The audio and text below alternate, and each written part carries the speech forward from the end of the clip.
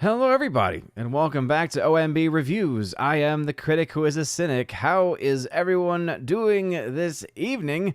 Happy and blessed Monday, and welcome to episode 533 of the Welcome to Asgard podcast, where tonight we're going to talk a little bit about the box office from this weekend with new film Kraven flopping.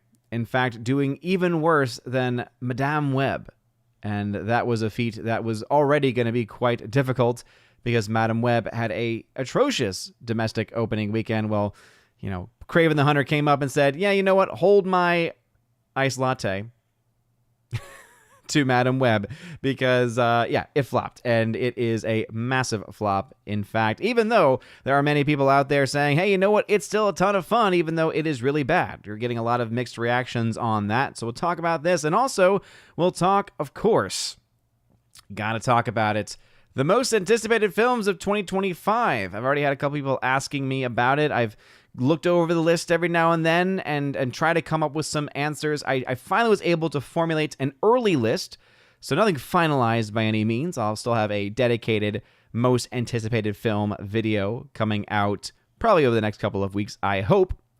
But that's also my hope to get the box office breakdown for the year out, which we all know is going to take a while because there are several films that have released this year that are still going to be making money into next year, and profitability and losses are still going to be on the table for those films. And so we'll talk about all of this. Of course, it is still the blessed season of Advent, where we are currently in the third week of Advent. So again, thank you all for joining me during this Advent season and getting ready for the Christmas time. Before going any further, though, please make sure you smash that like button, loud that fire button over on Odyssey, and smash the rumble button as well.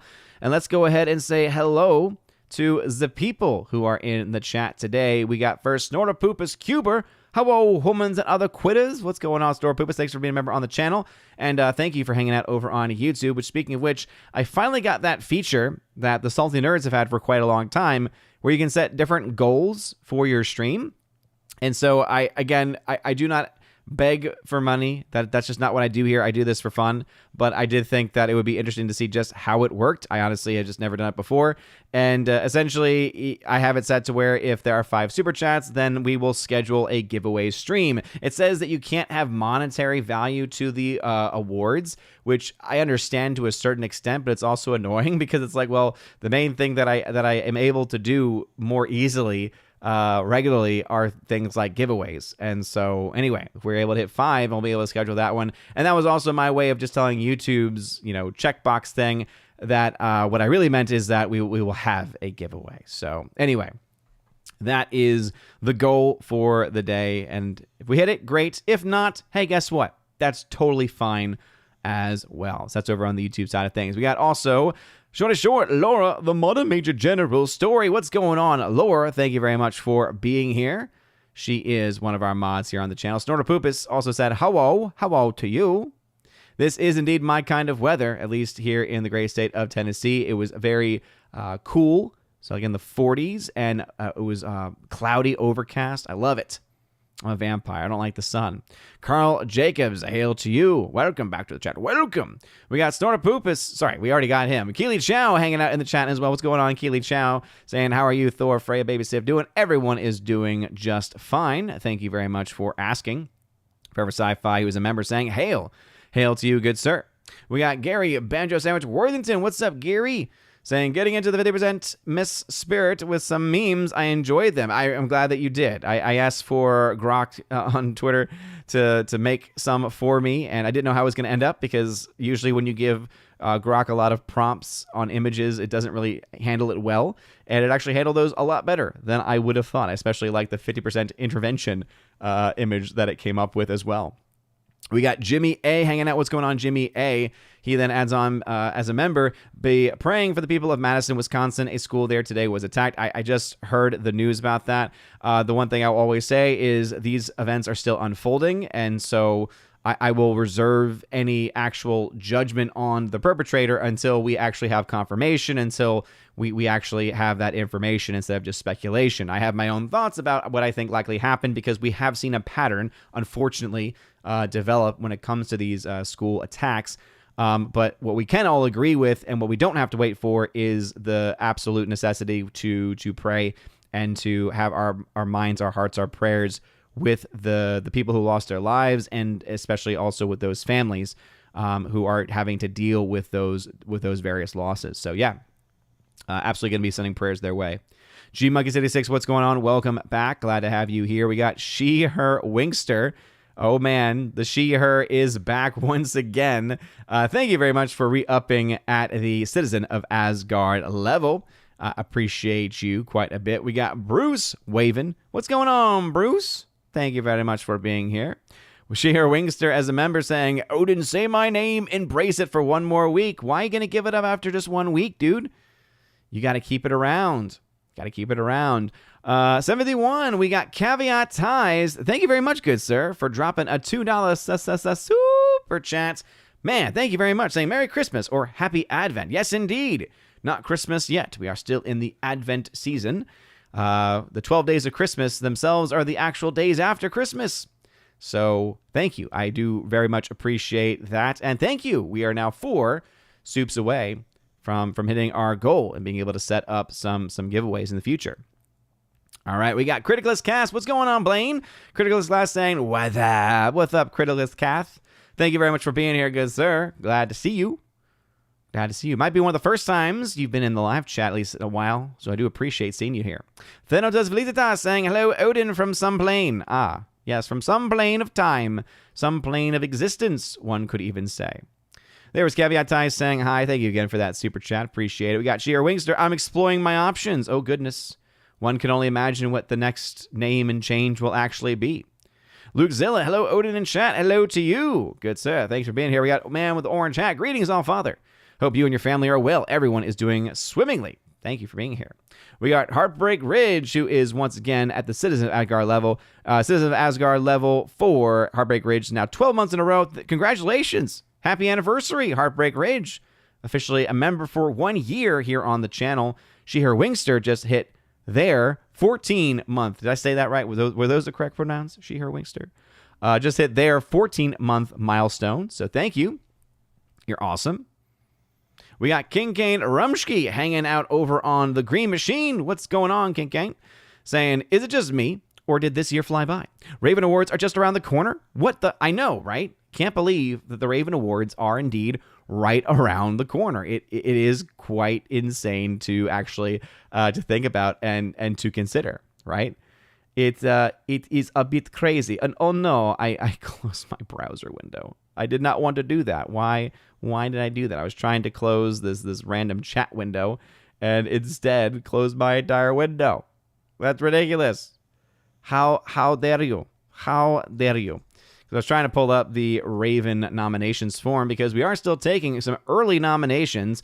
So for those that have been a part of the Ravens before, it is the award show that we do here on the channel to award the best and worst. That's right, and the worst, and much of the time, mostly the worst in film. And, sometimes we deal with things outside of film, but generally speaking, it is about the movies because obviously I'm a movie buff. I love talking about movies. It's always a good discussion.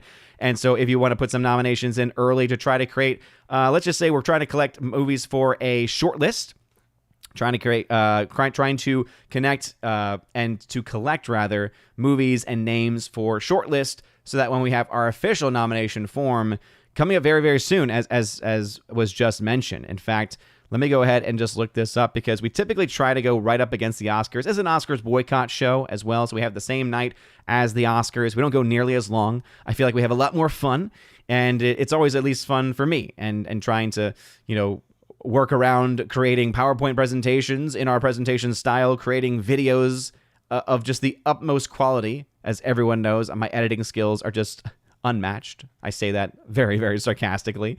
But actually, let me see then. Nominations 2025 announcement.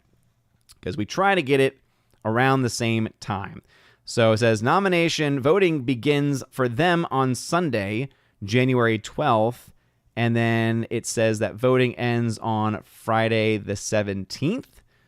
And I imagine then that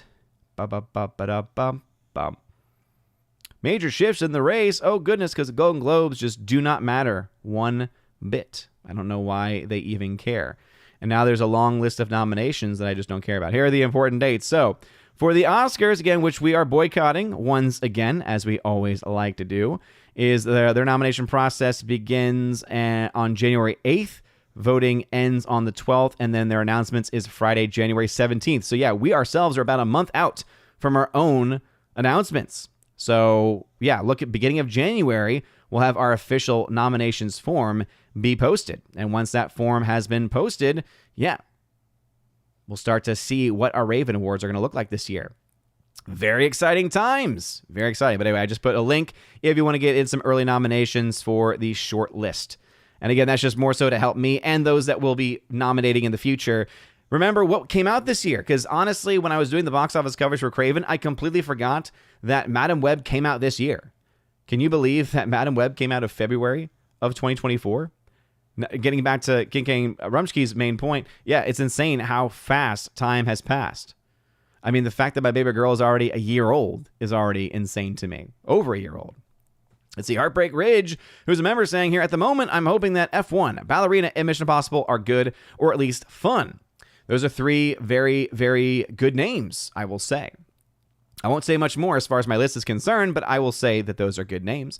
Tomby, what's going on? Hopefully saying that correctly. Forever Sci-Fi being a member, Kraven never interested me. The time of the villain or lower-level hero movies seems to have passed. I'm curious to see the Superman trailer, though. I mean, I would have to agree, but I just can't, because it's not just that it's a movie about a lower-level hero or even a villain. It's that it's a bad movie. I think that basically, I've been saying this now for a long, long time. I think people who try to go out there to say the superhero genre is dead, etc., I don't think that they honestly know what they're saying.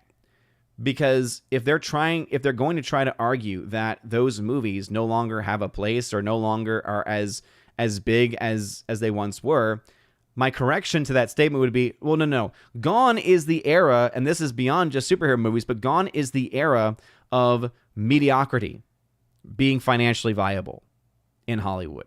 Because that's what it used to be. Remember, before COVID, mediocre films from wide varieties of genres were able to be released, make a little bit of cash, justify their existence, and in the end leave audiences usually disappointed, right? Even in some bad box office years, we still had often a lot of people still going to the movies overall. COVID broke that. COVID broke those habits. It broke that, that not only the movie-going habit, but more specifically, the willingness for people to spend their hard-earned extra cash on films that they otherwise would not have really cared for, but because they enjoyed the movie-going experience and because they enjoyed maybe certain franchises or certain series of films, they were willing to put up with it. That's gone now. So it's the age of mediocrity, honestly, I think that is on the way out. Now, keep in mind, right, just because most mediocre films these days are indeed losing a lot of money, that does not mean that there aren't some good films that, because of poor marketing or other things, are also losing out on money, or that some mediocre films themselves are actually making a quick buck and are able to somehow be successful also, right? The audience is a very finicky bunch, but even more so than ever before, it's what the movie is, how the movie's being marketed, and that word of mouth, right? These are factors that have always been important, but now they're so much more important than I think even in previous years. So anyway, those are my thoughts on that. Caveat ties, again, thank you for that earlier super chat. Appreciate it. That means that we're 4 super chats away from being able to host a giveaways situation. I got to say it that way because of the weird YouTube guideline stuff. Tomby, I'm moving to Tennessee from the UK. Looking forward to it. Well, hey, early welcome to the great state of Tennessee. It is a beautiful state with seasons. I enjoy it quite a bit. Sheer Wingster. Merry Christmas, Odin. Thank you very much, She-Her Wingster. I appreciate that. King and Rumsky, if Wingster was a real She-Her, he would change his pronouns to beep, bop, boop. Well, that'd be interesting. Sacre Bleu, the deadly poke of Zora. What's up, Sacre Bleu? Hello, Odin. A pink filter on your camera works just as well as pink background lighting, just saying. Yeah, it just doesn't look as right. Because then I become pink, and I don't want to be pink. I don't want to be pink, okay? That's not what I want to be. I'm not Glinda, all right? This is not Wicked, okay? Kimberly G, Killian Shadowcat, coming in hot with that $2 super chat. Thank you very much, Kimberly G. I appreciate that. Saying Merry Christmas towards the giveaway fund. Hearts to all. Well, thank you, Kimberly G. Always appreciate you hanging out in the chat. And today, for that super chat, you're awesome. Thank you, thank you, thank you. Let's see. Shahir Wingster saying, what are we? Some kind of Kraven hunter? That's what it seems like. Rob D. Hello, Odin. I'm going to have a tough time voting the Ravens. I did not see any movies in the theaters this year. Well, last year we did try out something a little different. We tried doing some watch parties. Over the summer, we tried doing some watch parties that I think went well for the most part as far as those that went. Not a lot of people went to them, but some people did. And I think we might try that actually officially for the Ravens this year of any of the films that get nominated at the very least to that when we get to that process. Being able to try to have some screenings of the films. So that way people can get a better idea of the nominees and to vote for something. But I would say, Rob D, even if you haven't seen anything, I'm sure you've seen something. And maybe that's just motivation to say, hey, maybe I need to go and see, hey, what are some of the top-rated films that Odin has seen? Maybe what are some of the top films that Critical Drinker has seen? Or just pick your favorite movie review person and then go check those out. Because there were some really good films that came out this year that I do think are worth checking out. Forever Sci-Fi, I did some early nominations, hoping J.K. Simmons wins the Lifetime Award this year. I think it'd be cool to see him in there. I think that he definitely has a very good chance of getting a nomination. Kimberly G, I took March 3rd off so I could watch the Ravens. Kimberly G, that's awesome. That's so cool. Because again, for me, it's just like I always just look at the Ravens as just this fun little gimmicky show, which is fully serious in that it is a boycott of the Oscars. I just don't care about the Oscars anymore.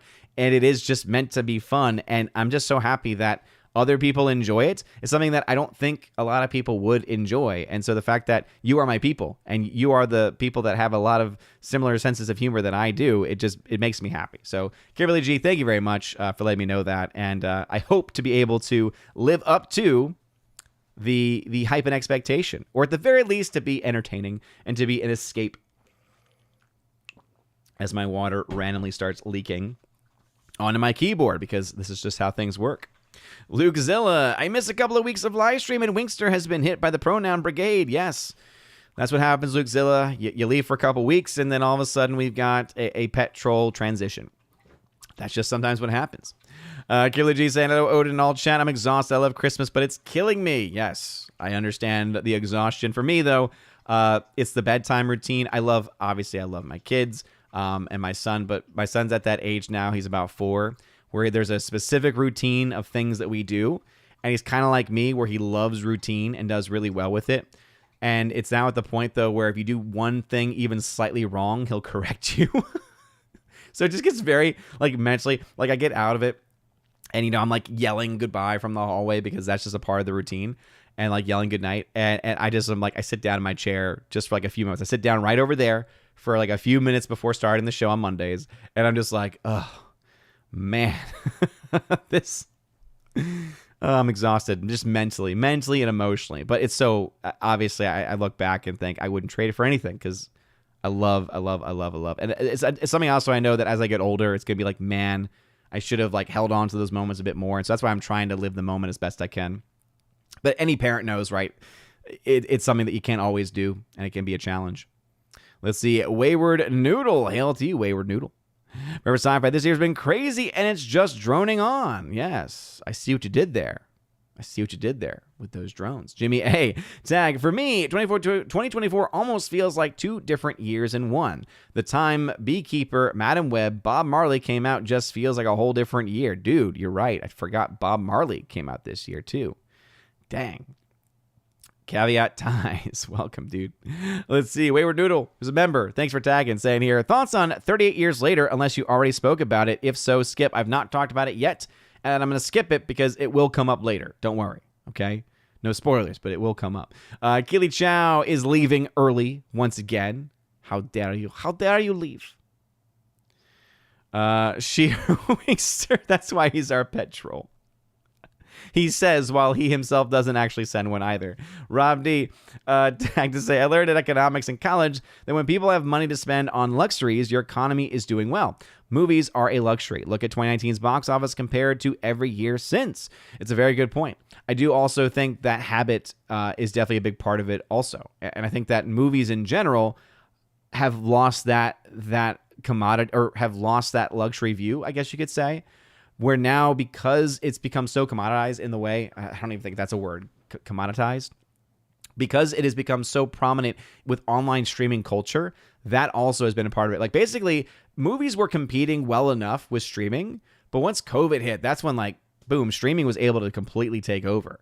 And that's why you only have really event movies that are able to bring enough people out to be able to justify any film with a massive budget. And in many cases, having some type of event or some type of at least viral word of mouth campaign is what you actually need to even make money for a mid-tier budget film. And it's just interesting. It is incredibly interesting how all of that tends to work out. And that's why we would talk about these things here on the channel. Laura doing some waving there. Carl Jacobs, Tennessee has seasons, including a real winter with days below zero. I mean, Carl Jacobs, a real winter is not just something below zero. I mean, that's a harsh winter, dude. What do you mean a real winter? That's the very definition of like a harsh winter. So no, we don't have the harsh winters like those of Montana and the northern states. But we've got seasons. We've got a nice summer that gets hot, but not as insanely hot as in the great state of Texas or in Arizona, for instance. We get some cold winters, but not to the insane degree that some of those, upper states like Montana, North Dakota, Canada, the 51st state, as some have joked recently, is going to eventually happen. Instead we get, hey, it's wintertime. It's in the 30s. In the morning, and it's in the 40s, 50s in the afternoon. That's nice and chill. And it does get colder than that too. We got our times that we get into the teens, the 20s, but the one thing that we don't have, the one thing I wish we had, at least at this part, right, in that Chattanooga area of Tennessee, is we don't get a lot of snow. There's been a couple of years now where like Nashville area has gotten snow. And you can literally see the line as it's coming through, as the storm's coming through, and it's like snow, snow, snow, snow, snow. And then all of a sudden you get it closer, like you see that line right up next to Chattanooga, and all of a sudden it's like, that's when it decides to become that flurry mix and the icy mix and all that stuff. But Dewey, I spit at that. Specifically those weather fronts that don't hold through. Laura, it's Linda. That was handled very well in the film. I was actually watching some of the Broadway scenes and just trying to like remember what those scenes were like and have them as a comparison. They did a pretty good job with those adaptations. Heartbreak Ridge is a member saying, but would you like to be Rose at least this week? It's been 29 years. Is that what you mean? Whatever the number is. Kincaid Rumsky. Has anyone suggested the category of best Megalodon movie of the year for Ravens yet? I think you have several times, and maybe one of your best friends. But no, the categories are pretty much set. We've only had one change in the last couple of years, and it was our worst movie of the year, which is now the Kathleen Kennedy, Rian Johnson, and Zack Snyder Award for excellence in crap world building. And it is a very important title to me that I never want to get rid of. So I couldn't change it to the best Megalodon movie ever, because that's exactly where it would have to be, is in the most garbage film of the year. I just can't do that. King Ken Rumsky, shots fired.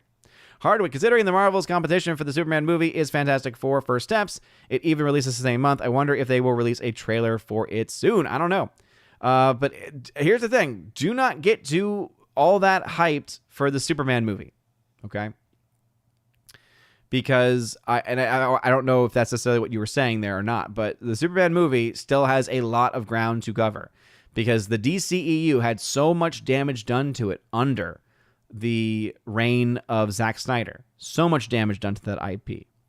And I don't think that James Gunn, in my opinion at least, I don't think he has enough good graces from others to guarantee much of anything. And this is an unpopular opinion in some circles, but we talked about this on the Salty Saturday podcast this past Saturday. I said, you know what? I'm sorry, James Gunn, as far as his superhero films are concerned, his actual superhero films, he made one really good one called Guardians of the Galaxy. The second movie was just not as good. It's not a bad movie, but it's not as good. 3 was in certain ways a step up from 2, but also still never was able to recapture the magic that was the first movie. And then he did that awful The Suicide Squad. And then he went on also to do Peacemaker, which other than having a very catchy opening song, opening theme, and very catchy dance routine, didn't really have much going for that either. So honestly, I don't think he's done a whole lot to give me a lot of confidence in his superhero film, capacity. Having one excellent movie in a string of mediocre to bad movies is to me not enough to carry a franchise. But that's just me. Justin C. Hey, thoughts on Yellowstone season series finale? Odd it was called a season finale. Felt the series finale to me. I believe it is the series finale, Justin. No, I think you would have been correct, because when I was looking for it online, it was saying, hey, here's to the end of the show. And it very much played.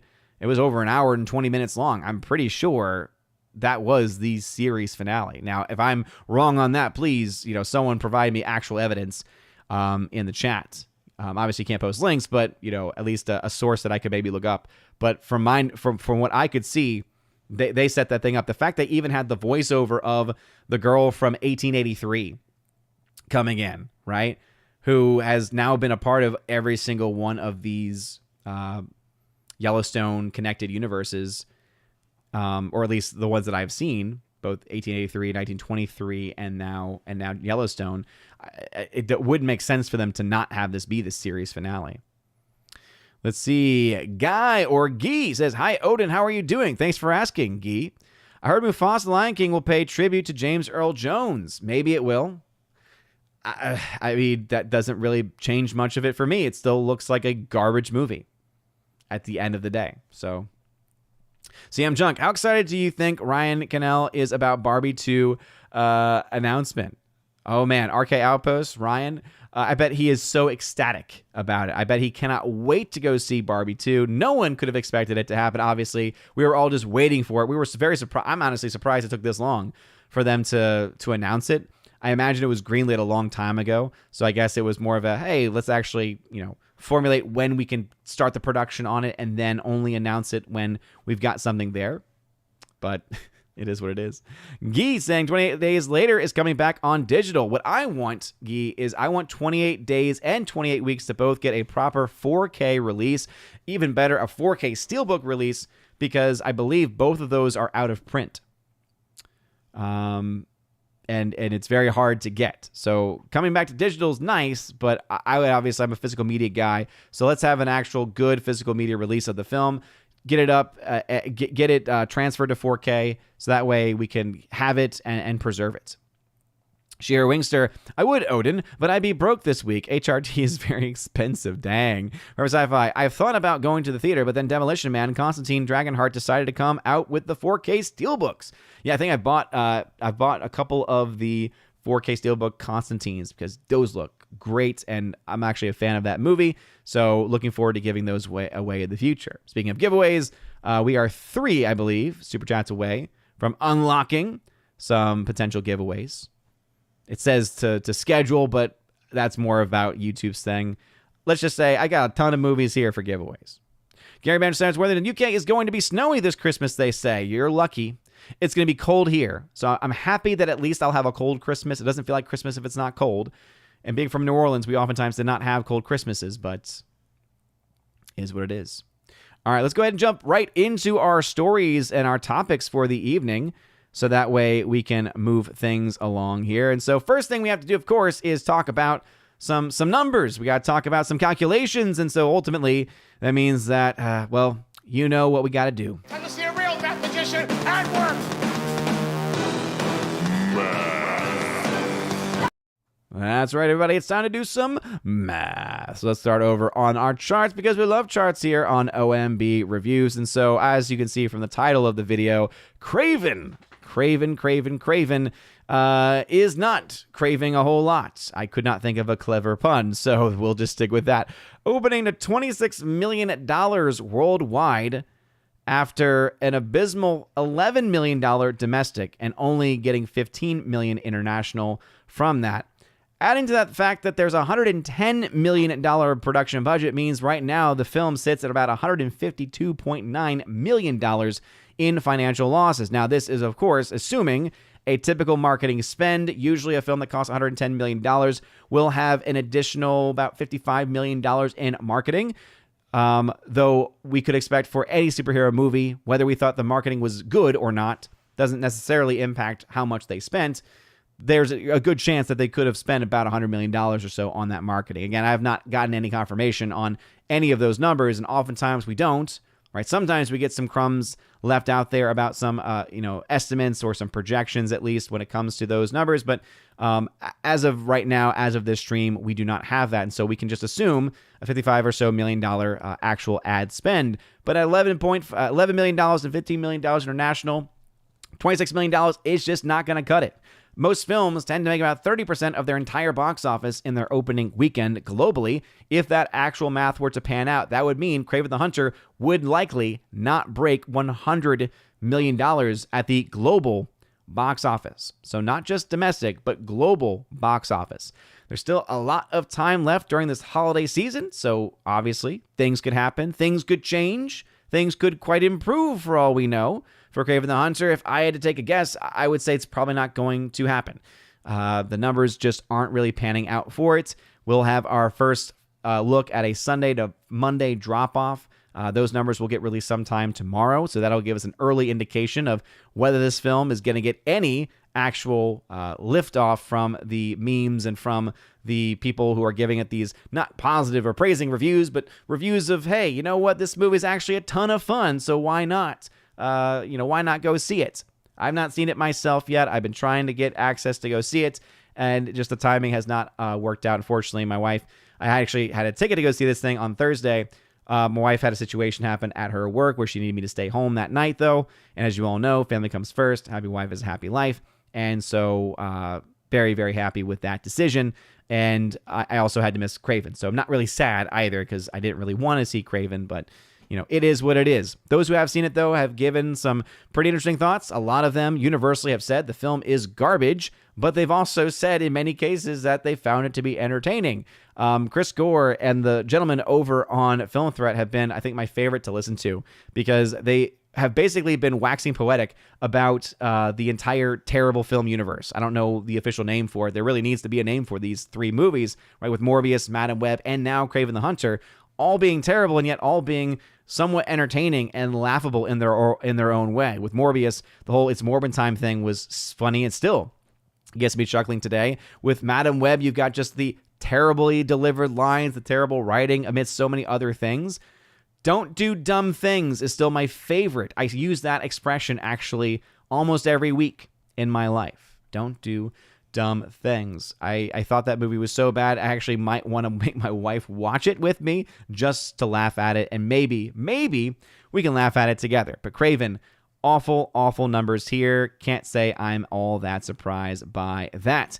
Going also to Lord of the Rings, War of the Rohirrim, $10.2 million. These are the numbers, of course, according to Box Office Mojo, which we all know is a garbage tier company.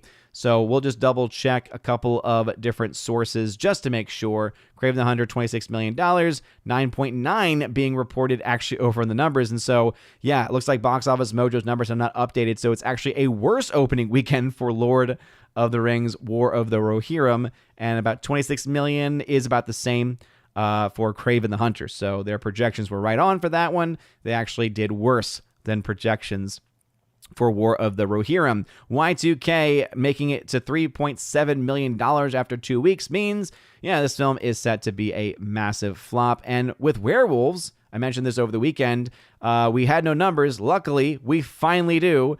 It made it's made so far a whopping $1.8 million. So if you compare that to what it had in its opening weekend, it's not looking good. So from 1.1 to 1.8, so an increase of $700,000 in a week span. So yeah, no reported budget officially on that, so we can just project roughly 10 million, maybe even less budget, which means that, yeah, this film is going to be a massive flop. And in fact, now that I actually have some numbers here to report, Lord knows if they're the full reports or not. I just don't expect this to be adding a whole lot, though, to change the math on this. And so we'll do this in real time. So in a worst case scenario for the movie, the film is going to cap out around $2.6 million. Best case scenario for the film would be getting to a whopping $3.6 million worldwide, and an average of $3.1 million. And if we take into account a projected, at least from my own mind, projected $10 million budget, $15 million total cost, that would ultimately mean that it's a $13 million loss versus a $12 million loss in a best case scenario. So either way, this film looks like it's going to be losing probably about $13 million or so. Can't say I'm all that surprised by those numbers whatsoever. Of course, with Moana 2, just to give a quick recap on that, because obviously we didn't talk about it a whole lot. Over the weekend, $110 million net game profits. That film is still a winner. Gladiator 2 is still a financial loser. And Wicked has not broken even yet, but do not be surprised if it does so quickly, because this holiday frame is going to be very, very kind to it. But that is, right now, the box office. Kraven, as I'd mentioned, doing worse than Madam Web. And let's just go ahead and pull those numbers up once again. I love that it's the recommended film to put the film up against. But that $11 million after the first Sunday versus $23 million after the first Sunday for Madam Web. Now, you have to keep in mind that Madam Web did have an extended opening. I believe it opened on the Wednesday of that week because it was February 14th. So they really tried to, for some reason, make Madam Web into a type of like a rom-com. Like, they market it like a rom-com, but the film isn't anything like that. And they were, I guess, trying to get that kind of audience. Clearly, no one actually bought it. But you know what? One thing Madam Web was able to do was able to get to $100 million worldwide, thanks to a $43 million total domestic, $56 million international. You know what? You know what film's not going to do that? Kraven the Hunter.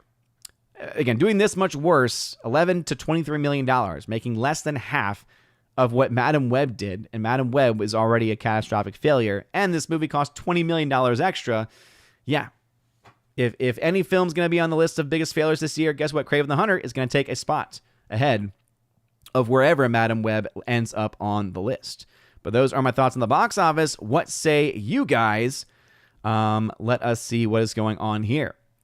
Well, first off, it looks like we got a super chat, so Caveat Ties going for another super chat for a $2 super chat. Appreciate it, good sir. Bringing our total super chats to 3 out of the 5.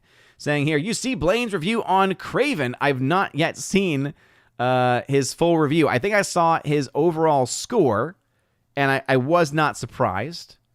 I don't remember being surprised by what I saw. What is actually funny, and I was actually bringing this up in my article over on Geeks and Gamers, so I'll actually pull that one up as well, is that I totally forgot how many people hated the last films that came out in this segment of movies, right? Of these terrible these terrible movies, right? These terrible Spider-Man verse movies that have no actual connection to Spider-Man. And it was kind of amazing to see that in real time. But let me go ahead and see if I can actually pull up his review for Kraven. Yeah, that's right. Of course, he gave it a 60% rad score over on his website, Critic List. By the way, shout out to Critic List. Go check them out. It's a ton of fun to be on the platform there. And again, thank you, Caveat Ties, for that $2 super chat, man. Appreciate it. As you can see, he gave it a 60% rad score. It's a 6 out of 10, people. Saying, word on the street is that Sony hacked together, poorly received Spider-Man-less universe is finally over, thank goodness. While 2 out of the 3 of this year's releases have been the best that Sony has had to offer, this has still been a total embarrassment to one of the greatest comic book characters of all time, and even more so because Spider-Man has one of the best superhero villain collections, Rogues Gallery, ever outside of Batman. While Sony might have been on the right train of thought with this series, the execution was a joke. I guess the best thing we can say is at least they went out on a good-ish note. A good-ish note? Let me say up front, anybody that has seen this and is saying that this is the room of comic book movies, or worse than Madam Web, is completely and totally full of crap. Those sorts of statements are for attention or clicks and nothing more. Now, this is not me saying that this is a great or even very good movie. There is some pretty wooden and poor acting in parts and some really bad writing that the bad acting is clearly connected to, and some crappy CG, but some of it was totally fine. Oh, bro. It looks like Blaine's going off on one of his really bad takes once again. It happens, guys. It happens. We love Blaine here, okay? We love Blaine. We love Criticless. But we all know this, that there's this thing about Blaine where he's got some bad takes, okay? He's got some bad taste in movies. He's got some bad takes, but we love him anyway, all right? We love him anyway. So at least he got a good score right here with 100% for Home Alone, for the classic Home Alone film. So at least there's that. But, man, oh, that's funny. I needed a good laugh. Thank you. Speaking of laughs, we got Blaine trying to defend himself. Crickless Cast saying, Kraven is really not, oh boy. Kraven is really not, I'm gonna give him a voice. Kraven is really not that bad of a movie. I had more fun with it than any of the others. It's definitely not as bad as they're painting it out to be. So Blaine, you can have fun with a movie and it's still bad, right? And I think that ultimately, from what I've gathered, right, I've seen 2 of the 3 movies in Madam Web and in Morbius. And honestly, my reaction to both of those movies coming out of the theater was they sucked. I didn't get to see those with other people. And so I wasn't able to have that type of like crowd reaction that can sometimes actually make you enjoy a movie more. I will say going back though and watching clips from those films has been really, really, really, really funny. And I just cannot help but think that maybe there's a whole subjective objective problem going on here where objectively speaking, you're willing to admit that it's just not a good movie, but that you had fun with it. That's what a lot of the people, though, who are crapping on it are also saying. A lot of the people that are crapping on it are saying, but you know what? It's funny. Or you know what? It's so bad that it's good, right? So I think that we do have to find that bit of separation there, Blaine. But I'm always going to have fun calling you out in that way. But thank you for being here. Oh, yeah, we got Shorty Short Laura. Thank you very much for the $50 donation via Streamlabs. YouTube ain't getting none of that money. Laura, thank you so very much. She is one of the mods here on the channel. She's an amazing human being. I always enjoy our conversations. A longtime member of the Chosen of Valhalla level, longtime supporter of the channel. It's been around almost from the very beginning, in fact, and always keeps me on the straight and narrow, right? Always calls me out on my nonsense, and also always has really good takes on films. We tend to line up quite a bit, and it's always fun, and I always appreciate whenever there's a film that we both have some interest in, and she's able to see it before I am. She's able to tell me, hey, by the way, this is what I thought on it, and I always appreciate her feedback. So thank you very much, Laura, for a $50 donation. Very generous of you, Laura. I appreciate it. Saying, Merry Christmas, Odin. Thanks for the infotainment this year. You're absolutely welcome.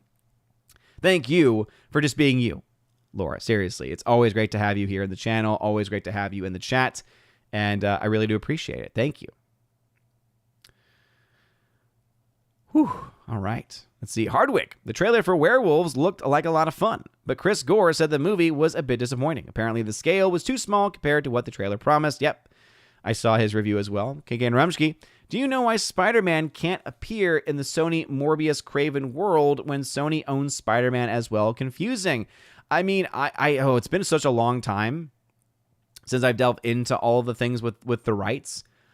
For one, I think the main issue right now, at least, is that the Spider-Man that they have is right now connected with the MCU officially. So I think there is some contractual obligation to some extent where Spider-Man appears in their mainstream Sony movies like Homecoming, Far From Home, No Way Home, right? Because that's their baby, right? But whenever there are characters or crossover events that happen, this obviously happened with No Way Home, that Disney gets a cut of that. And for No Way Home, and I remember covering this stuff back in the day, again, when the whole box office was dead and everything was awful because of COVID, and all of a sudden, the Spider-Man No Way Home came along and destroyed the entire COVID narrative, right? Those were the days. Those were the days. And in that specific situation, though, guess what? Sony had 75% of the rights. or rather of rights to the profits of the movie, right? So they put up 75% of the budget. Disney put up 25% of the budget. So therefore, Sony got 75% of the returns, and Disney only got 25% of the returns. So that massive success was a much bigger windfall for Sony than it was for Disney in that year.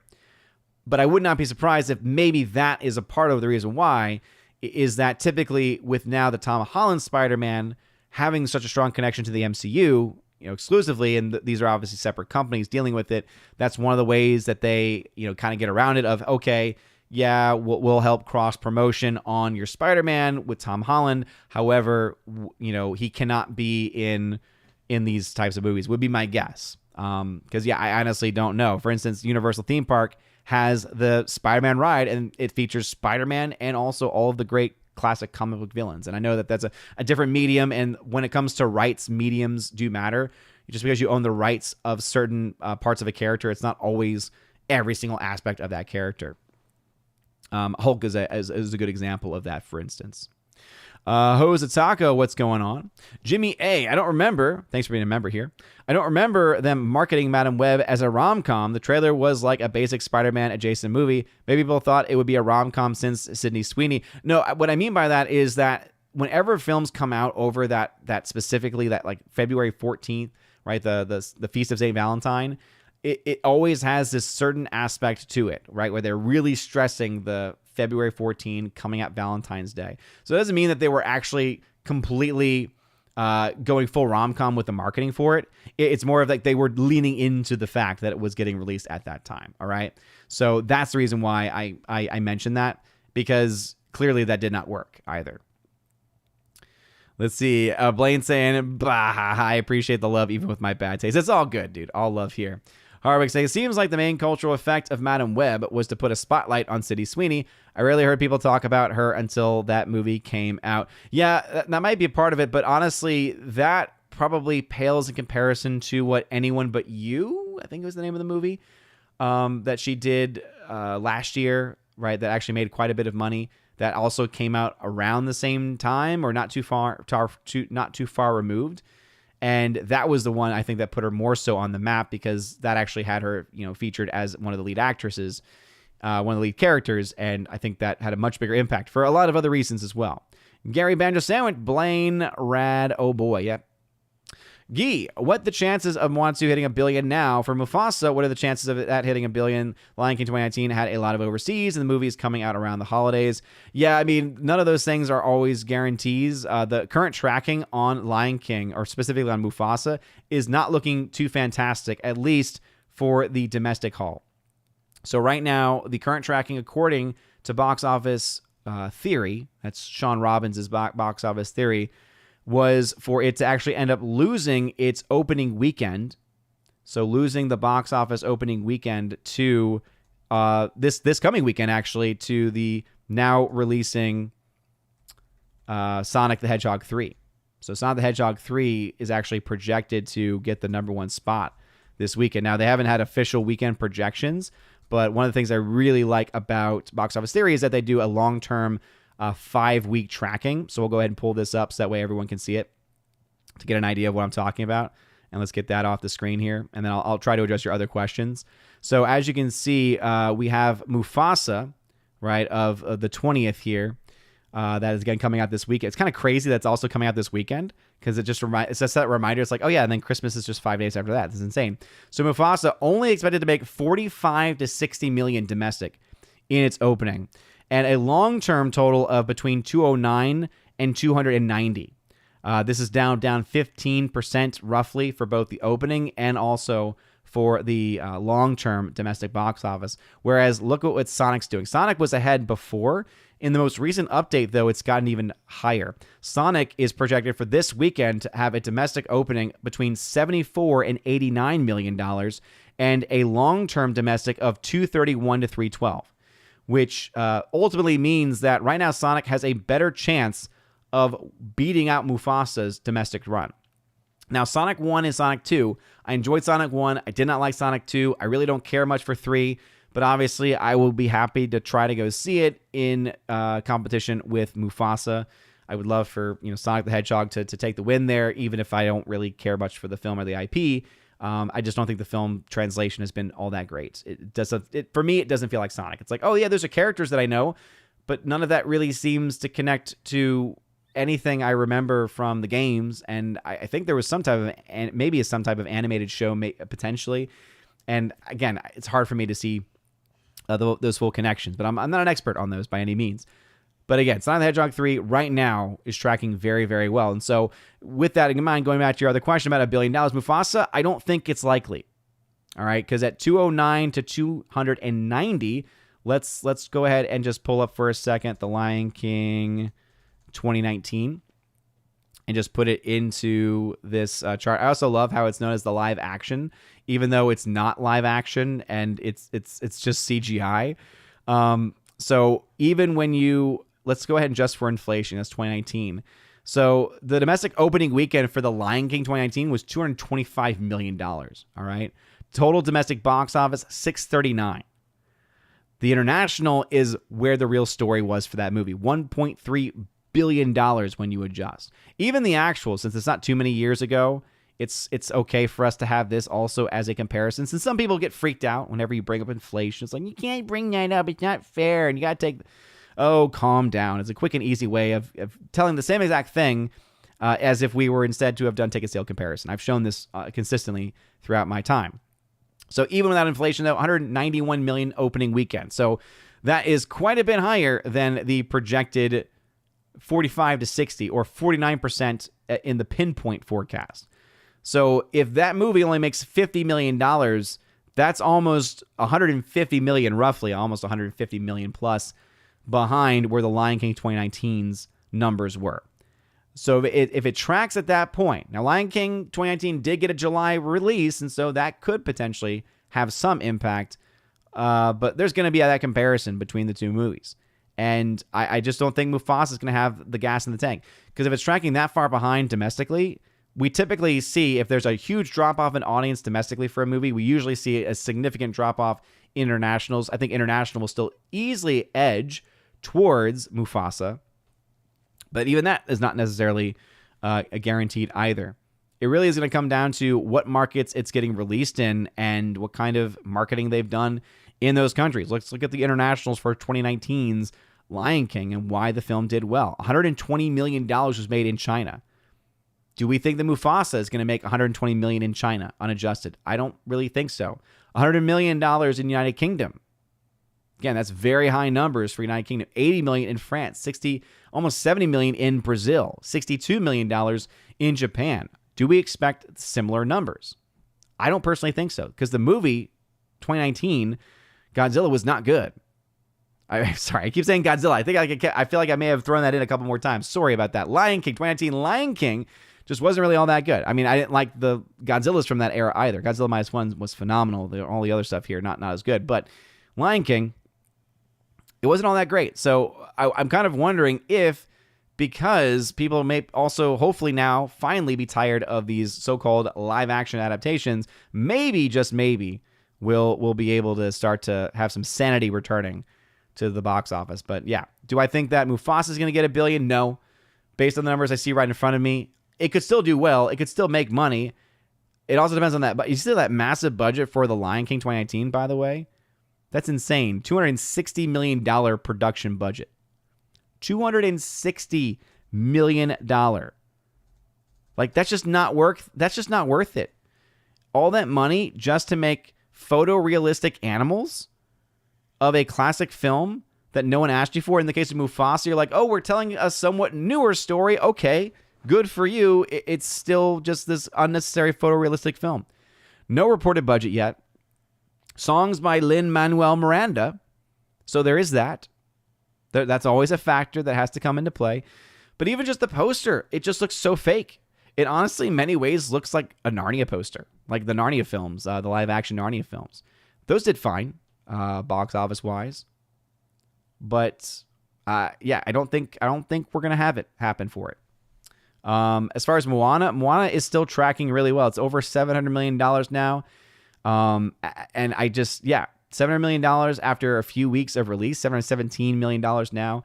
It's not even hit the holiday frame yet. It has just released in some more major international markets. It's still got a lot of gas left in the tank. This is a film that's going to see a lot of life over the Christmas, over like that 2-week Christmas season. I think it's going to be Moana 2 and Wicked that are really competing for a lot of that audience. Sonic 3, if it's good or even decent, will also be in that mix. Things like Kraven the Hunter drop off like a cliff. Lord of the Rings, War of the Rohirrim fall off like a cliff as well. And I think those are really going to be your biggest films. Moana 2, Wicked, and then Sonic 3. And then I think that on Christmas Day, you get the adult release, or at least a film that will much more appeal to those adult audiences, in Nosferatu. I don't think that's going to be a huge moneymaker, but it's going to be a factor. It's going to be in that top 5 discussion, I think, because of the audience just not really being represented by any of those other films in any, official capacity. But, yeah, those are my thoughts on that. Heartbreak Ridge. So with Kraven flopping, does that mean it's Morbin time again? Seriously. Maybe they should try to create an AstroTurf, some type of AstroTurf situation, and bring that back. Whoa, wait a minute. Whoa, what happened a minute ago? He did that while I was not looking at my screen. Bro. Dang. Dude, you do not have to do that. Blaine of the Criticless class, thank you very much for the $100 super chat. Dropping a hundy. It's been a while since I've seen one of those. I really appreciate it, dude. Oh, man. He says here, Merry Christmas to you and your family, even if you do make fun of my brilliant film takes. Thanks for all the support of being one of the favorite OG Criticless peeps. Well, dude, no, thank you so much for creating Criticless, for creating an amazing community for us to be able to have conversations, for us to be able to share our love of movies. I cannot wait to see what the future holds for Criticless. I cannot wait to see the changes that happen as well. Obviously things like TV seasons coming eventually, and gaming and all that stuff. There's a lot of fun things I know of that are coming down the pipe, and it's just been really awesome to see where it started, where it is now, and where it's going. It's made watching movies fun again, and even TV shows. I just put my review up of Yellowstone since the series is over, and I just really do appreciate what you have created, man. So a shout out to Criticless Class. Make sure that you sub over to Blaine and his channel. He does good work there. He, of course, also does amazing work on Criticless. So especially if you've not joined Criticless, please do follow me over there on Criticless. It's the best place to go to get instant film reactions from me. Since I'm usually not able to these days record my film reactions, I always get a Criticless review up when I can. I still actually have to write a couple, because there has been a couple movies that we watched over the weekend that either have not reviewed yet or are needing of an update. So Criticless Cast Blaine, thank you again for that, Andy. Dan, I really do appreciate that. You are freaking awesome. Thank you. I think for Super Chats, that puts us up to 4, I think. I'm not sure. Let me see. I need to pull up. I need to consult my ledger. I need to consult my ledger here. You can embed your YouTube videos on the app. You can embed your YouTube videos on the app.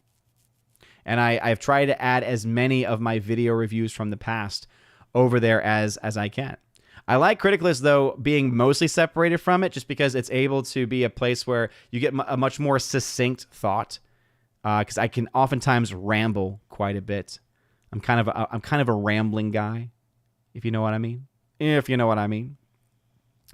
Speaking of rambling, I did mention one thing that I did want to talk about. So in my coverage of the box office from this weekend over on geeksandgamers.com, check me out over there. And again, dude, Blaine, thank you so much. You're freaking awesome.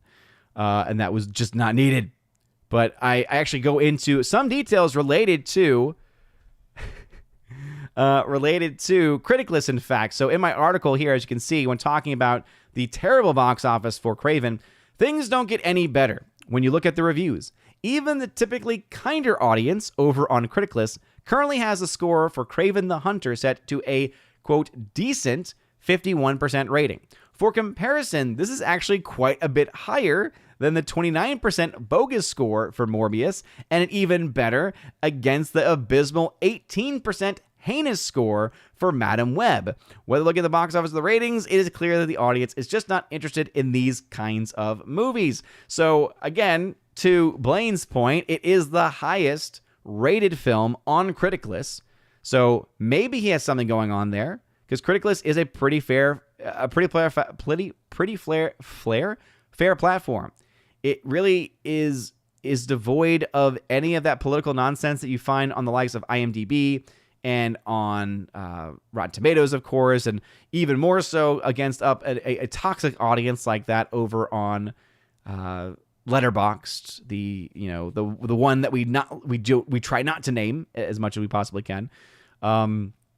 But with that being said, it is kind of interesting to me that Kraven is being talked about by most people publicly as being the worst of the three, or one of the worst of the three, and yet in general audience circles, it seems to be the most highly rated.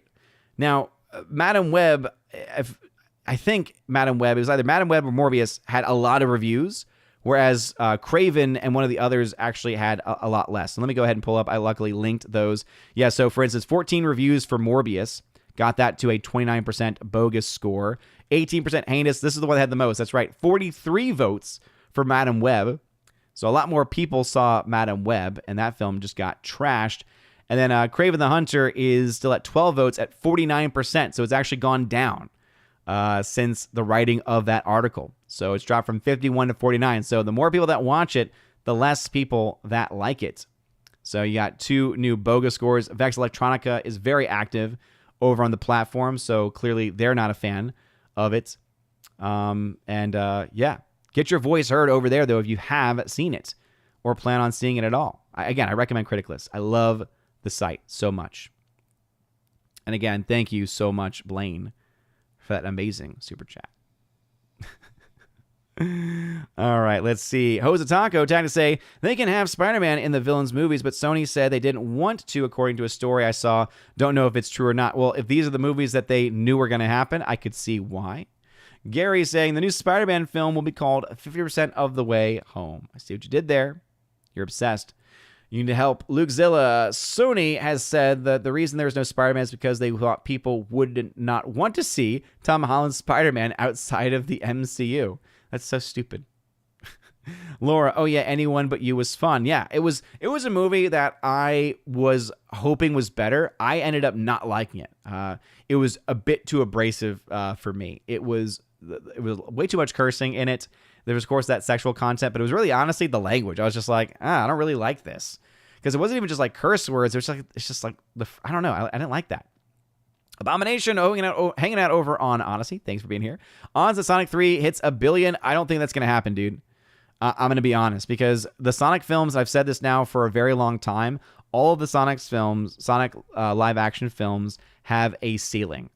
And neither the first nor the second have been able to really do all that much. They've done well in comparison to their budget, because their budgets have been pretty modest. And so we can't take that away from it. I think that this will probably be another successful outing for them.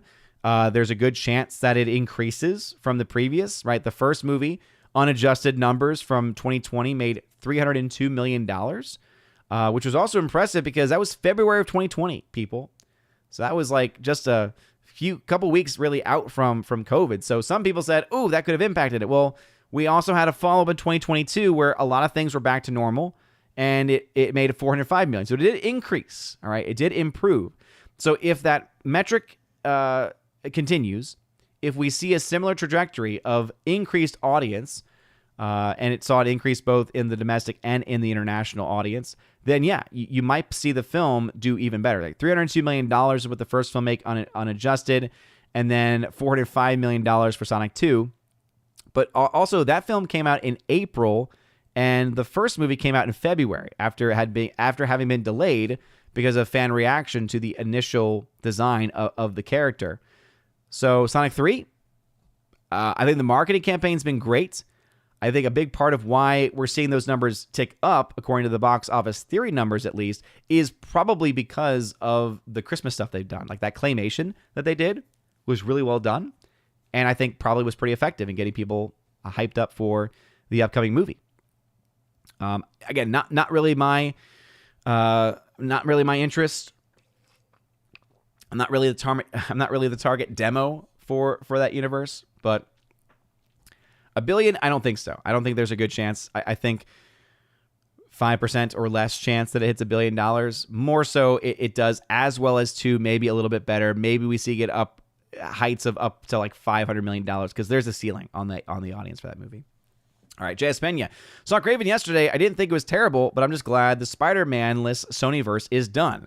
Or so you think. I love the articles coming out now saying, well, it could still happen, just in a different way. But yeah, at least not in this specific style of film. That's why, again, that trilogy, put that thing on 4K Steelbook, give it a hilarious, memeable title. And I don't know about you, but I would love to own the trilogy of Morbius, Madam Web, and Kraven. If only they had actually done what I had said, which was at the end of Kraven, since it's the last film in that franchise. I'm calling it a franchise. I don't care what anyone else says. Having Kraven, Madam Web, and Morbius, all those actors together eating shawarma on a table. Like a throwback to early days MCU.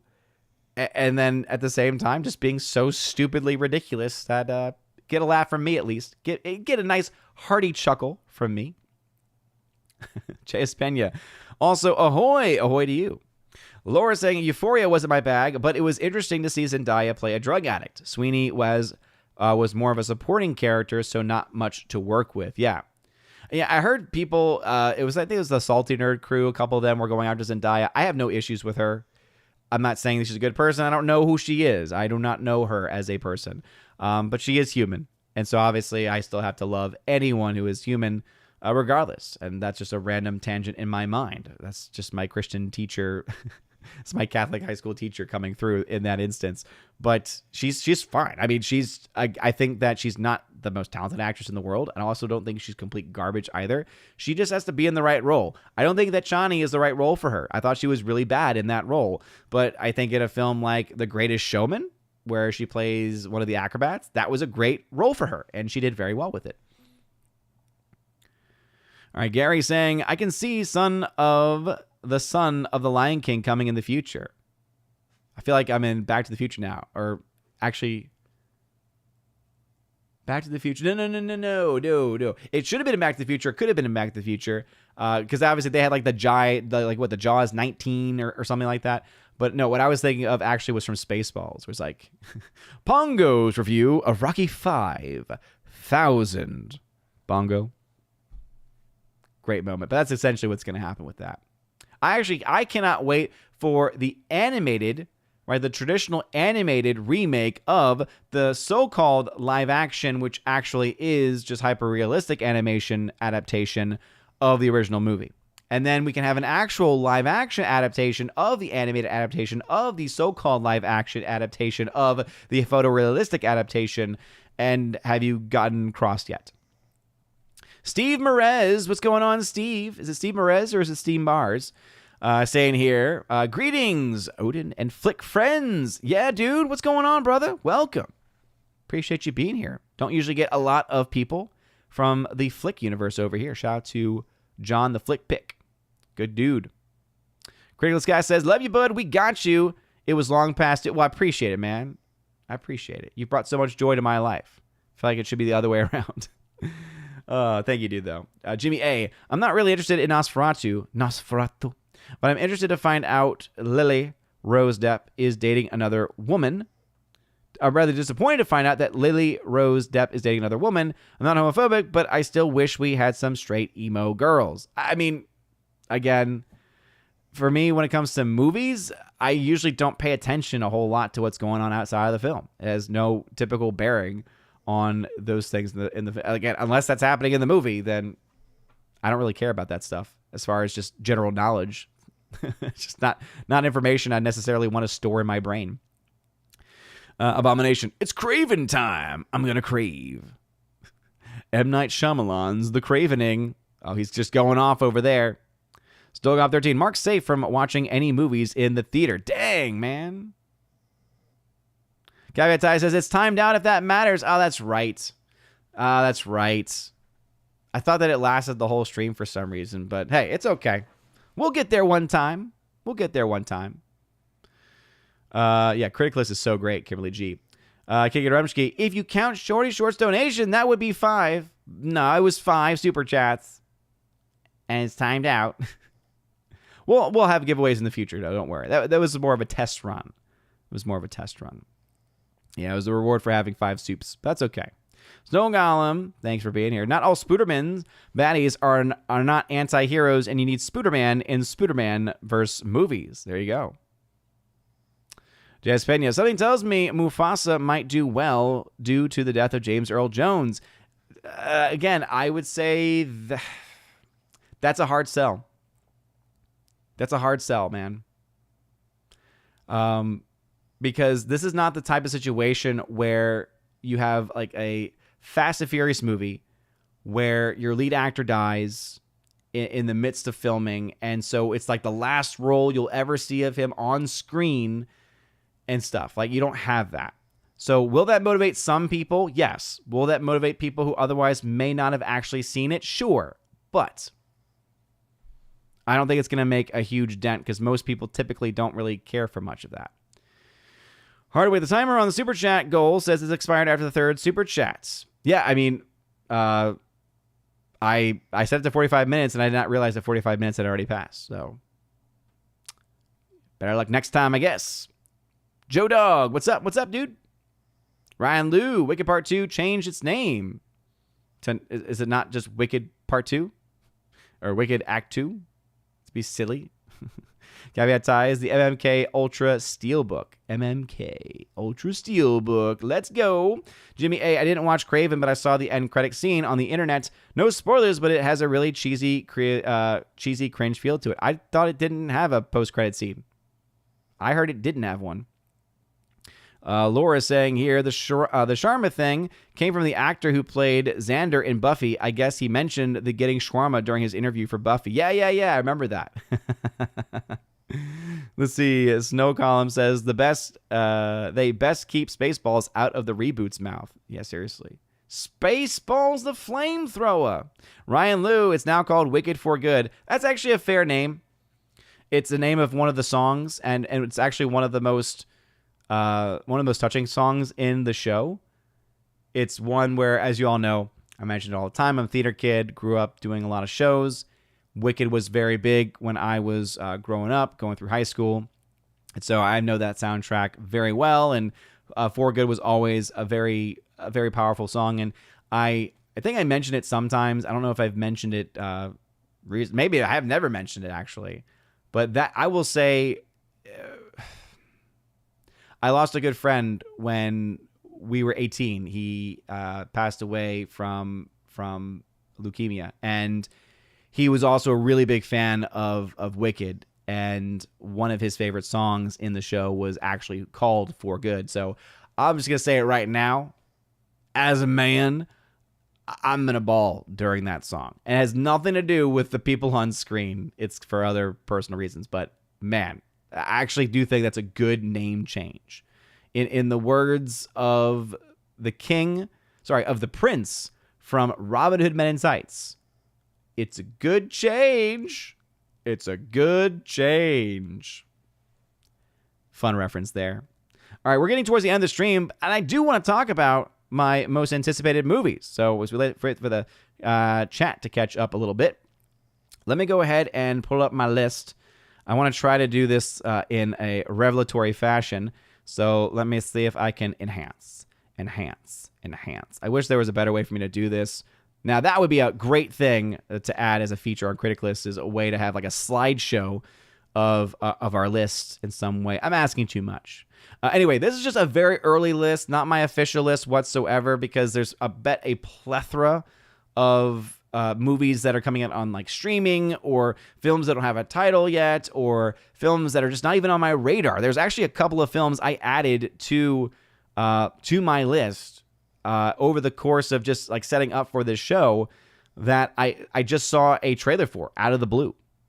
So yeah, I mean, that's just kind of how 2025 is right now. There's a lot of things. In fact, my number 12 right now on the list, and again, nothing official, but number 12 on the list is actually one of those films where I was sitting on that chair right over there, and I was just going through Twitter, and one of the videos was a trailer for this movie. So let's go ahead and break into my most anticipated films as of right now. Early thoughts. So the first film, just added it before the stream went live. It's a film called Warfare. So this is a film that's actually being co-directed first by a person that is a veteran of the Iraq War. And it's a film dealing with warfare, specifically, I believe, during the Iraq War. And also Alex Garland, who recently this year did the film Civil War. Now, he could be a very controversial figure. Some people hated Civil War as a film. Personally, I actually liked it. I thought it was very well done, and I thought it was not actually praising the photojournalists like some others in my community said. I thought it was actually calling out kind of how egotistical they are. And it really kind of showed you the ugly side of journalism in many ways, in addition to it just being a very interesting concept. Not executed nearly as well as it could be. There's so many things that could have made that story better, but I still enjoyed it quite a bit, enough where I bought it on 4K, in fact. But this trailer, if you've not seen it yet, I recommend looking it up. It's really interesting. It looks like it's just going to be a very good, just on-the-ground type movie, looking at what is war like and what are the soldiers featured in the film going through. And the fact that you do have a co-director, I believe that's how the relationship is, a co-director on with Alex Garland, I think that's going to really bring a bit of that more realistic approach to war. And if it is as, critical of war or praiseworthy of the soldiers that sacrifice themselves, if at least those things are there, could be a really good, just sleeper movie next year. So again, just had a trailer release for it, and it looks interesting so far. Next film on my list, again, nothing really big as far as the revelations here, but the other one is Flight Risk. I'm going to be honest, the trailer for this, especially having to see Marky Mark in a bald cap, looks really bad. His bald, if you've not seen the bald cap, it looks really bad. But Mel Gibson's directing this. I don't know why he's directing it. I'm still waiting on The Passion of the Christ 2. I know that that's at least started in some way. But he's directed another film. So guess what? A Mel Gibson film. I'm going to have to check it out. It's Mel. I got to support him. So Flight Risk is another film on my list right now at number 11. Number 10 is a film that doesn't even have a title yet, but I just saw this as I was looking through films before the show. So there's apparently an untitled Trey Parker, Matt Stone, Kendrick Lamar comedy. So this is the guys that did South Park, right? Trey Parker, Matt Stone. They did The Book of Mormon on Broadway as well. Part of me wonders, are they just going to, do The Book of Mormon? It would make little sense for that to be the case if this film is releasing next year. But you never know. Crazier things have happened. So, hey, we need some more comedies out in theaters. And if they're putting a movie out as a comedy, chances are that it has a very good chance to be funny. Number 9 film on my list is Zootopia 2. I really liked the first Zootopia movie. I thought it actually handled the issues quite well. Anyone going into that film would think, oh, this film's going to try to preach about diversity and all these other things. But what's great about it is it really honestly pokes fun at all sides in many ways, right? And it all does it through animals. There's this great moment where the bunny is kind of being played as the one who is superior when it comes to, quote, race relations, but then shows herself to have just as much of a problem. And I think that kind of turning it on its head and not having be just one person is correct is the right way about it. So if the second one is as fun as the first one, even the series they did after, Zootopia Plus, is also a very fun series. If you are a fan of all Zootopia and you've never heard of Zootopia Plus's show, highly recommend the episode of Zootopia Plus that goes into the history of Mr. Big. They turn it into this immigration tale. There's a ship involved. It's got the same mafia style. Oh, it's so good. Recommend that. If it's anything like those, though, Zootopia 2 could be really good. So I'm looking forward to that. Also looking forward to my number 8 film, The Accountant 2. Same director as the first film, Gavin O'Connor, who also did the film Warrior. Phenomenal movie if you've never seen it. MMA film, in fact. I'm not even in MMA, but the film was like the Rocky of MMA in certain respects. It was really good. The first Accountant film with Ben Affleck was actually a lot better than I thought it had any right to be. I enjoyed it quite a bit. It's not my favorite film of all time. It's not a film I ever really plan to go back and rewatch. But hey, continuing that story, I honestly think could end up being really, really cool. And Gavin O'Connor being back in the director's seat, having a lot more attention, maybe a bit of a higher budget, could end up being a better film overall. So we'll have to wait and see. My number 7 spot is going to Mickey 17, directed by Bong Joon-ho. He was supposed to have the film released this year. Unfortunately, it got delayed. So it was actually on my list last year for 2024. Now it's on my list again this year. It is getting released. We do have a trailer. Trailer looks interesting. It's supposed to be like a sci-fi comedy, which is not typically a common thing you get in the theater. So I'm actually looking forward to it. So cautiously optimistic for number 7 on my list. Number 6 on my list is F1. This is, again, a story as far as content goes. I have very little interest in. I don't really care about racing all that much. But this is Claudio Miranda as a cinematographer. This is the guy who was a cinematographer on films that I really do like. Top Gun, Maverick being one of those movies. Also has worked with Joseph Kosinski, who's the director here, who also did that movie, and also a plethora of others that have been quite enjoyable.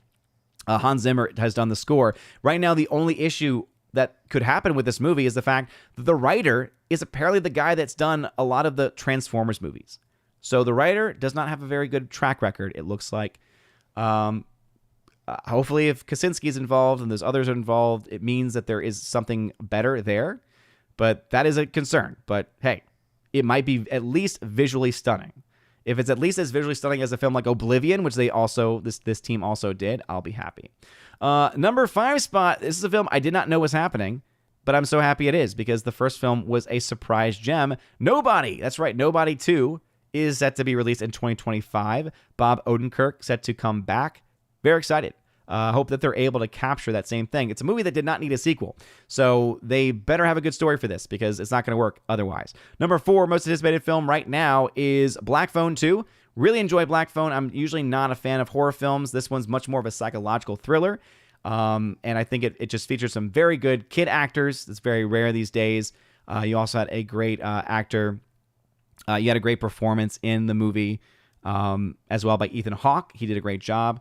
So Black Phone 2, continuing that story, that universe, there's some interesting world-building things in there. Could be really cool. So I'm actually interested to see what they do with that. My number 3 most anticipated movie is 28 Years Later. As I mentioned earlier in the show, I am a fan of the 28 saga. So 28 Days, Weeks, both I enjoy those films. I have to rewatch those films for sure. I hope they get released on physical media again, as they are out of print, I believe. A 4K scan of the film would be great. And 28 years later, finally, is now getting released, and the trailer for it looks really good. So I'm very, very hyped for this film. Think it could be great. It'd be awesome to see some box office behind it, too. We'll have to wait and see. But as of right now, very excited for it. Good cast also. My number 2 most anticipated film, Mission Impossible, The Final Reckoning. As you all remember, right, last year, Mission Impossible Dead Reckoning Part 1 was on my top most anticipated list. It unfortunately did not really live up to the hype. It was a good film. I enjoyed it quite a bit, but it just wasn't as good as it really could have been. And box office also really showed that too. And I think that happened for a lot of reasons. So I'm hoping Final Reckoning is able to be a great ending to the story. It's supposed to be the finale of the Mission Impossible universe, of the Tom Cruise universe. And I hope they go out with a bang. And I hope it is as good as it should be. So that is my number 2 most anticipated film. And my number 1, a film that y'all might be expecting, a film that y'all might be like, wait a minute, I don't trust this. I'm sorry, guys. I'm excited for it, okay? And I've been excited for it ever since I found out it was a thing. And that is now the longer title for some reason, From the World of John Wick, Ballerina. So the first trailer being released, I thought was really good. It gave you just about enough information as you would need. It shows you that she is not just going to be a random girl boss that's good at everything. At one point when she's training, they are making it very clear of, hey, you have to use your own strengths in your own way, which indicates, guess what? If she's going up against a guy, she's not going to outpower him, but she could potentially outsmart him. She could potentially use his momentum against him, things like that. Those are the kinds of stories featuring a female protagonist in fighting roles that I think are things that probably should be given more attention because it's much more realistic. So in a fantasy realm like the John Wick universe, to have a film feature, Ana de Armas as the ballerina, in fact, who is an awesome badass, and especially when it comes to roles like this that we've seen her in the past, and also Keanu Reeves in a role here too, kind of helping to support this movie. I'm excited. I don't care what anybody else says. But anyway, those are my most anticipated films of 2024. Let's get to y'all's last comments and then hit the road because I need some tea. I need some tea from my throat. Laura saying here, I looked up spoilers for Wicked 2. It is going to be interesting to see. Oh, because I thought you had seen the musical, Laura. I thought you had seen the musical. Because I don't imagine it's going to be very different from the musical. There were some changes to Act 1, but most of them were not huge changes. Sorry about that. I forgot that screen was still up there. But yeah, interesting. Gary saying, Michelle Yeoh album will not be released until 2025. I know that you are waiting with bated breath for that. Jimmy A., my most anticipated movie 2025 is Mission Impossible. That movie is going to be fire. I hope so. Luke Zilla, movies you're looking forward to in 2025. Mine are Wolfman, Ballerina, Mission Impossible 8, Avatar 3, 28 Years Later, Jurassic World Rebirth, Predator, Badlands, F1 for now. Wolfman, honestly, I could care less. Avatar 3, I hate Avatar, so no, I hope that film fails. It won't, but I want it to. I want that franchise just to die. Jurassic World, I'm tired of those films. I don't care if it's a new direction. I don't care if it's a new world. And they got Scarlett Johansson, I think, into it somehow. I'm so done with those. So maybe it'll change my mind. But as of right now, nothing there. Predator Badlands, after the last Predator film, it was fine. Prey was actually a lot better than I think anyone could have anticipated. Doesn't mean, though, that it was a home run. So, Gary Banjo Sandwich saying, features Shogun star does Warfare. Oh, there you go. Yeah, it's got a very good cast, I think. Laura saying, don't forget Trey Parker's Orgasmo movie. Yes, I've heard of it. I've actually never seen it. It's been on my radar for a little while, the fact that he had made it, but it was always harder to find. Basketball-style nonsensical movie would be great. Yes, Basketball is hilarious. Great film. Jimmy A., the Trey Parker movie has a crazy premise. I don't know if I can describe it on here, but let's just say it talks about race relations. Oh, goodness. Maybe now would be the time for a film like that. So, Basketballish would bring me to a theater. Hey, there you go, Snow Golem. And yeah, I think that anything that they put out will probably bring a lot of people not interested in films out. Because anyone who's enjoyed their other projects, especially South Park, would say, hey, I'm willing to give them a shot because I want to laugh. And sometimes it's better to laugh together in a theater. So anyway, those are all of my thoughts tonight, everybody. What are y'all's thoughts? If you were watching the replay of this, let me know in the comment section down below. Again, Kraven, massive financial failure. Can't say we're all that surprised by that fact, but holiday season is upon us, and so it'll be interesting to see what happens because it's kind of crazy also to think that by next stream, it'll be the 23rd of December, so we'll just be 2 days out from Christmas at that point. Family will be in town. I'll let y'all know if for any reason I have to cancel the stream. I don't know when people are getting in, so as of right now, we're still planning to have a stream on Monday of next week. So again, we'll be okay with that. Oh, I just realized there were more chats. Sorry about that. Laura, Parker and Stone did a film in college called Cannibal the Musical. It's fairly clean for them. The songs are hilarious. Yeah, I wish that they would have done like a higher quality version. I know it's like impossible to do with some of the technology they were using, but Caveat Ties, Otis most looking forward to Snow White. Definitely not. Gary Banjo, sequel time 2025. Yep, that is unfortunately, that's going to be like 2025, 6, 7, 8, 9, 10. I mean, that's just the era of Hollywood that we're in right now. Jimmy A., I'm looking forward to Leave on Cade, Jason Statham movie with director of Beekeeper. Interesting. Harvey, what do you think of Rachel Zegler's singing in Snow White trailer? To me, it sounds like auto-tuned to death. It's not, though, Hardwick. Again, there are plenty of videos of her online from back in the day, even before she became a prominent, quote, celebrity, of her singing. She has a naturally good voice. So did they auto-tune it? They might have. But she doesn't need it. She actually can sing very, very well. So to me, it actually sounds like her natural voice. So it'd be very surprising if they did a whole lot of work with it in post-production because she can sing. I mean, this is a verifiable fact. You can just look up her social media. Abomination, did they do a Fury Road and put the main character's name in the title when he's not a factor in the movie? I think he's in this movie at least. So hey, at least there's that. She-Her Wingster, we're just going to judge you indefinitely. Don't judge me. Kimberly G, you have a good night. Laura, I looked up parts of the musical after seeing the movie. I gotcha. Luke Zilla, apparently the writer of the Transformers movies also worked on the screenplay for Top Gun Maverick. Okay. I guess, did he have multiple people working together? And if so, which one is the better writer? Foundation, Trey Parker, Matt Stone going to make their own Blazing Saddles? Good grief, man. Could be. Excuse me while I whip. I see what you did there. Blazing Saddles, another classic. So shout out, of course, to Blaine Criticalist Cast. Thank you so much, dude, again, for that $100 super chat. Really does mean a lot. For Laura, the Modern Major General story. Laura, always a sweetheart. So thank you so very much for that $50 donation via Streamlabs, YouTube, and get none of that. That was awesome. Caveat Ties, thank you for the super chat. Kimberly G, thank you for the super chat. And Caveat Ties, thank you for the second also super chat too. And to all my members for being an amazing group of people. So what I will say is, since I see someone else mentioning it there, it might sound weird, but she can sing. Okay, that's just a fact. Some people, I think, unfortunately, are putting their hatred of her and what she stands for in the way of common sense. All right? I'm telling you right now, she can actually sing. Again, people who can sing can sometimes get their voices changed by people after the fact. I'm just saying she does not need it. Her voice does sound good. And to my ear, she sounded good. So that is where I'll leave that. Anyway, thank y'all for being here, everybody. We'll have some giveaways coming up in the future, I'm sure. And thank y'all for playing around with that feature. Just came up today. Figured, why not try it out? I appreciate all of y'all's love and support regardless. Again, we'll take care of y'all. Anyway, you guys are all amazing and beautiful. Have a wonderful rest of your day. I need some tea. My voice is tired. And as always, God bless.